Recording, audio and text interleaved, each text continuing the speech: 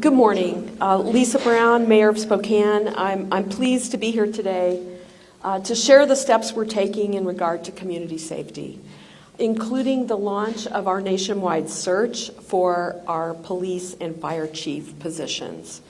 And I'm joined here today by Chief Lundgren, by Deputy City Administrator Maggie Yates, by Justin DeRuyter of the Fire Department, some members of our Chief Selection Committee, and members of my cabinet. Deputy City Administrator Yates and Chief Lundgren will talk about the selection process and the launch of a community safety work group and the first things that group will be tackling. Mr. DeRuyter is here to join us announcing a new medication-assisted treatment that the fire department is launching, and it is a good beginning to make a significant difference in outcomes for people addicted to opioids in our community.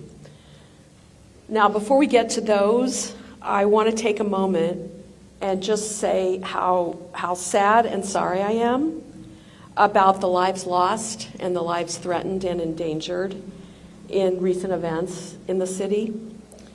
I know we all want Spokane to be a place where people feel safe in their homes and in their businesses, where they work and where they play, in our schools, parks, and neighborhoods. We all want things to be better than they have been in recent times. And I firmly believe that they can be, and that starts with steps that we are taking today and with addressing people in need and in crisis earlier. We have a series of challenges that are not unique to Spokane. They're complicated and intertwined. There are a number of people experiencing untreated mental health disorders, the devastating effects of substance abuse, particularly with fentanyl, the economic insecurity that has been brought about by the housing affordability crisis, a legacy of racial inequality, and communities historically disenfranchised. The way all these issues intertwine lead to domestic violence. They lead to an increase in unhoused people, to property crimes, and an increase in violent crimes.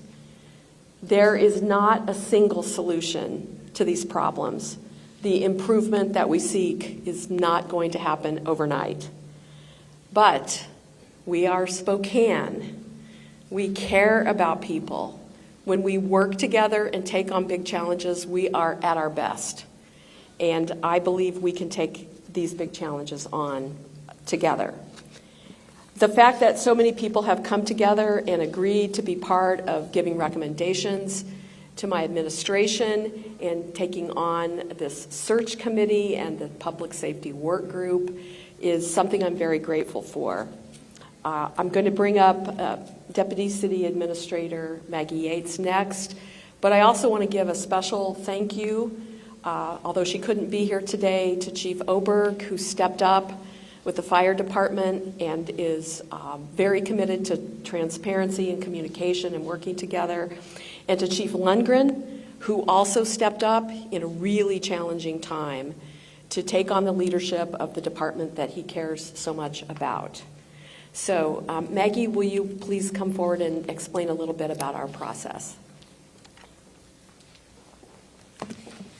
Good morning. As you heard, I'll be helping to oversee the hiring process for our next police chief and next fire chief. We're working right now to identify and bring on executive recruiting firms that specialize in both police recruitment and fire recruitment.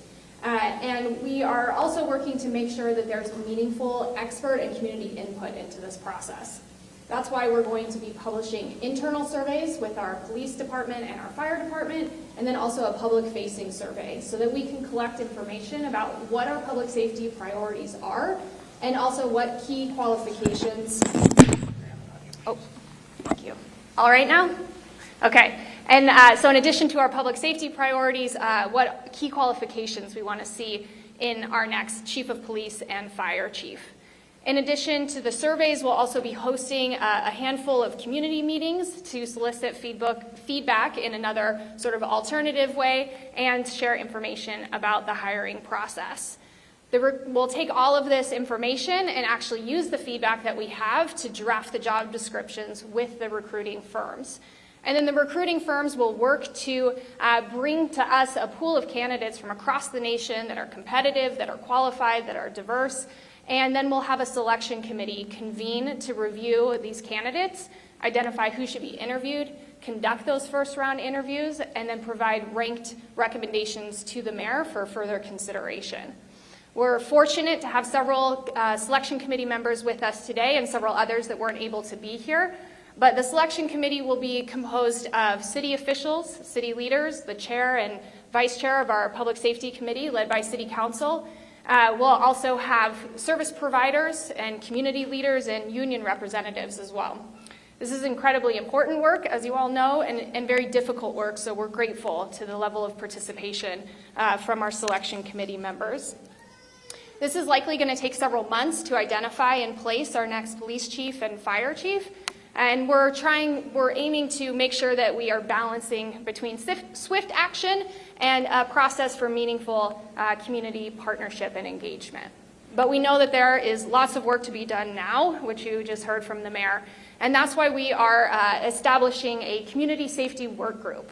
This work group is going to be an internal work group with city leaders and subject matter experts from across not just the criminal justice system and the public safety system, but all sorts of systems that influence and determine safety outcomes across our city. We'll be meeting monthly to identify challenges, to develop solutions, and to implement the mayor's key priorities, some of which she referenced in her opening remarks. This includes our high utilizer population, a population of individuals that we often see in our emergency departments, in the jail, and on the streets, sort of rotating and revolving. And we'll also be looking at how to better coordinate our alternative response units to make sure that we're maximizing coverage and impact. And then also we'll be looking at tackling the persistent challenge of domestic violence in our community.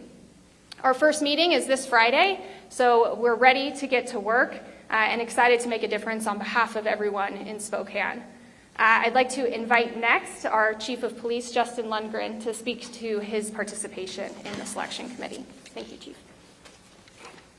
Thanks, Maggie, and good morning. I just want to start off by saying it was an honor to be asked by Mayor Brown to serve as interim chief at the Spokane Police Department during the search for a new permanent police chief. I'm currently in my 27th year with SPD, and I had the benefit of serving as assistant chief for 7 years under retired Chief Meidel.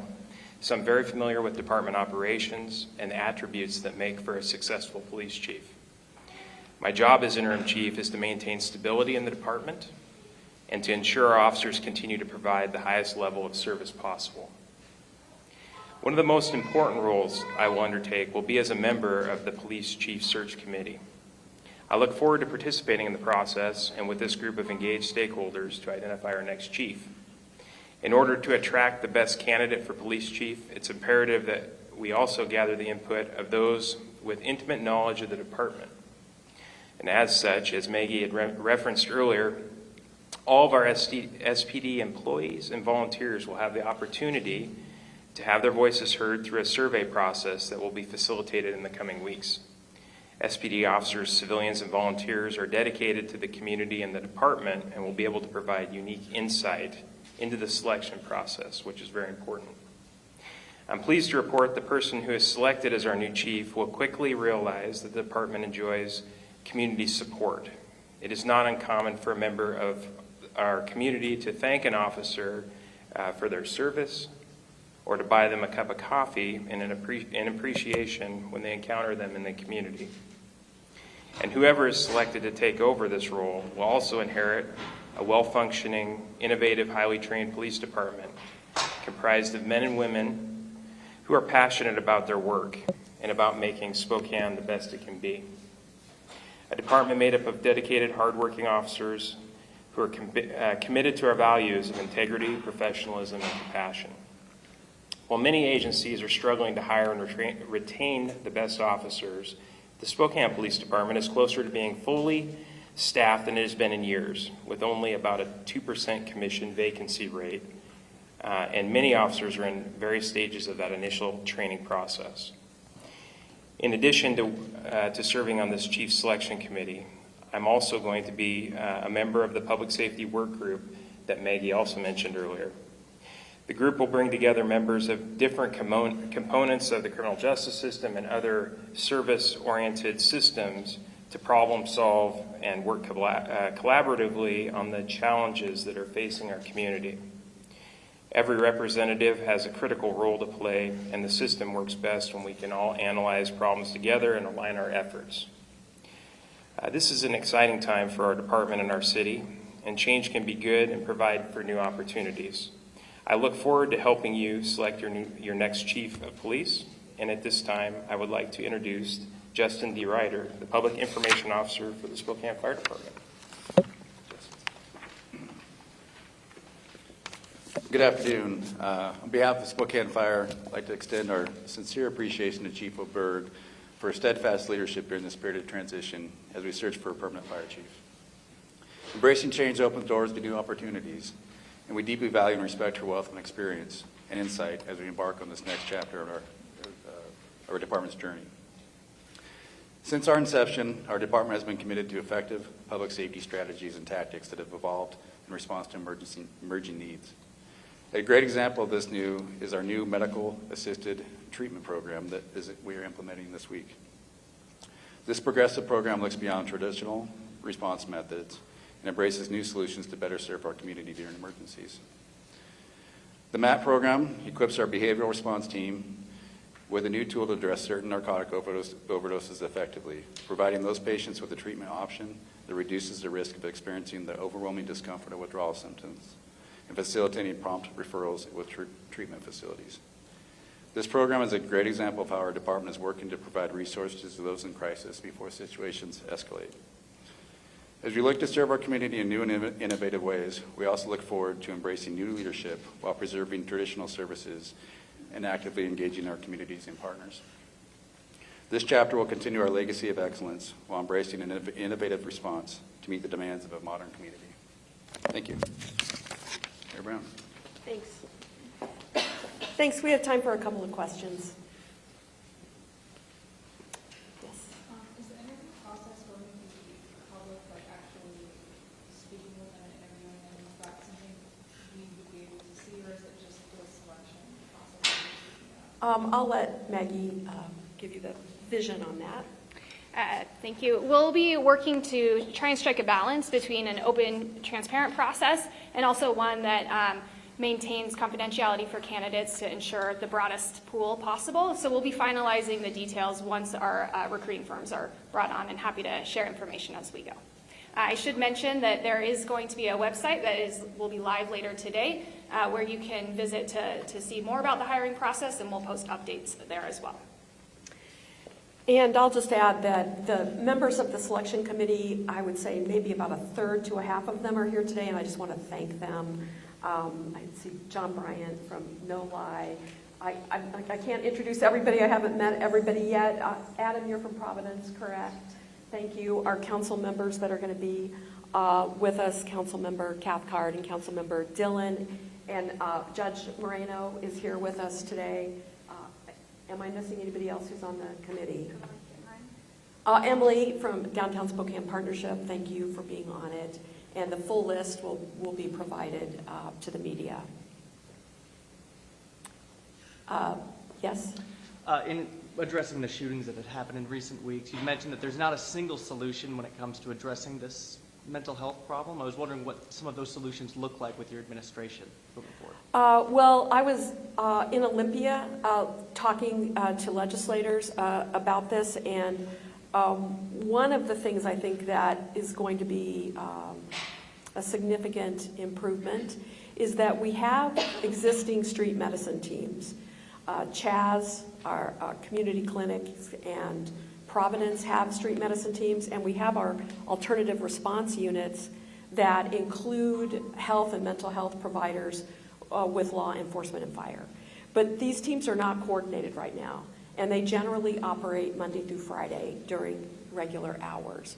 So ideally, with coordination, we can get them scaled up, coordinated, and then we'll work with the public on who to call. I think there are currently some frustrations.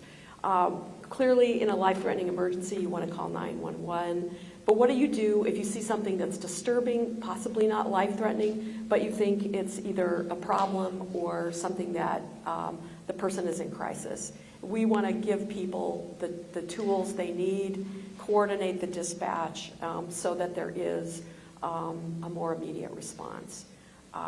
Right now, people can call 311 if they see illegal camping or, again, things that they think that the city's office can help deal with.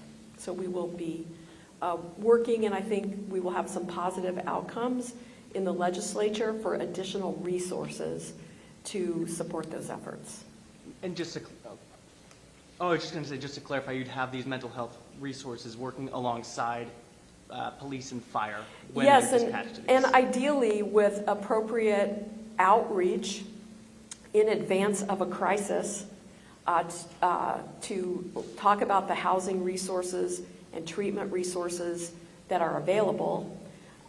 We can avoid some of the crisis situations as well as free up law enforcement resources to address other concerns that people have, particularly property crimes.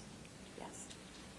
Yeah, in recent weeks, some local business leaders have expressed frustration about the Proposition 1 camping ban not being enforced yet, and I was wondering if you or the chief could speak to any plans or timelines when it comes to that. Yeah, I just want to say illegal camping complaints are responded to. And I think, I don't know if the chief has the numbers, I think I have the numbers here somewhere, but I think there were over maybe 290 already since January with response to 270 of those. Only a percentage of them are downtown. They occur all over the city. And so there is response. I will say that, and maybe the chief wants to elaborate on this, but also those are not always necessarily immediately responded to because of other situations that are occurring that are a higher priority for patrol in terms of threats to the public. Chief, would you like to add anything to that?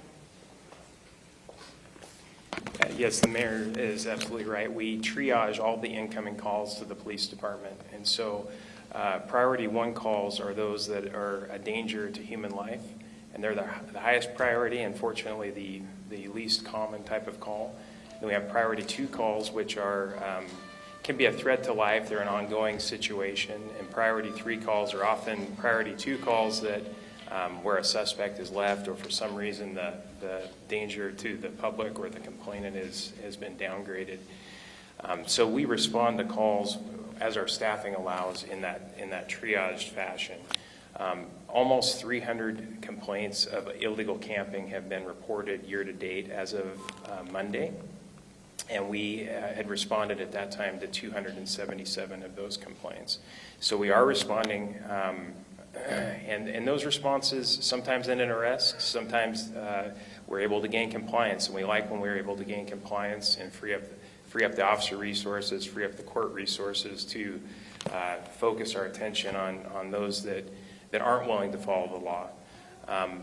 But it's a pervasive challenge. It's something that we're well aware of, and we're trying to come together. I think it's one issue that's going to be really important to put before the newly formed task force internally, with all the different resource partners coming together to look at strategies of how we might address this problem the same way we are, and different strategies to try and get at what we understand and feel as a real pressing issue for the community.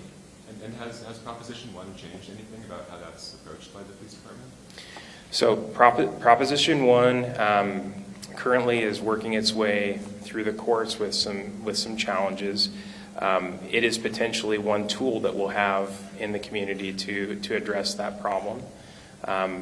Proposition 1 is also something that we're going to be able to have a little bit better understanding of what we're allowed to do as police officers once the grants pass case is seen by the U.S. Supreme Court, and we can hopefully have a little bit better further context of the Boise v. Martin decision that we're currently interpreting our laws under. I'll have something.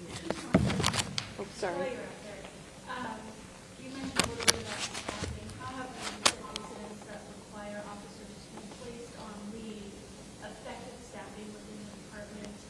And I know in a recent incident we saw a response from as far away as Liberty Lake. So how does that factor in with area law enforcement and kind of the strain that may be there? Yeah, that's a great question.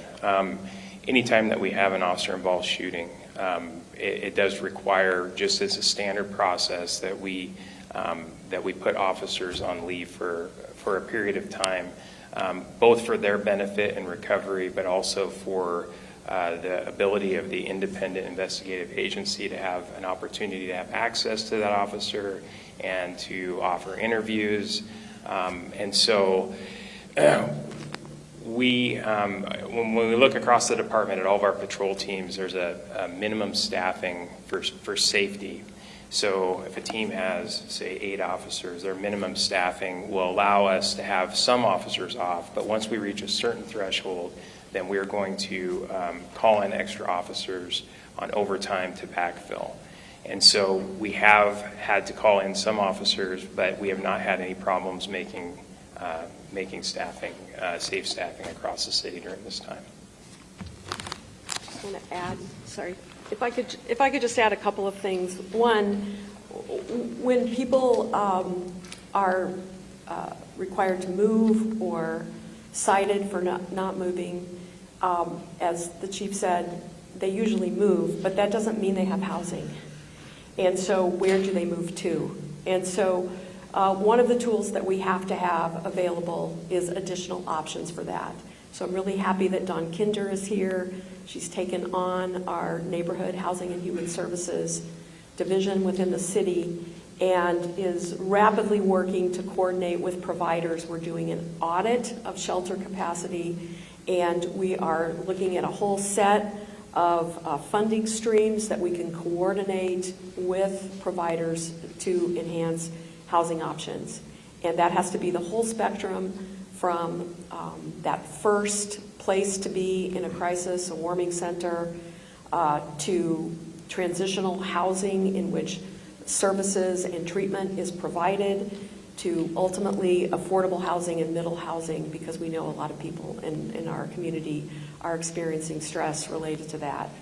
I also want to point out that when people see graffiti or something left over from camping, refuse, that our city's 311 department responds to those and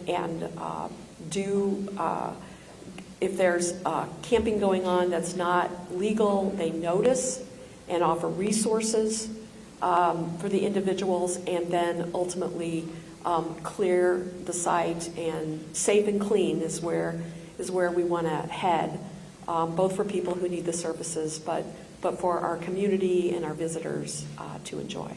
So thank you very much for being here today.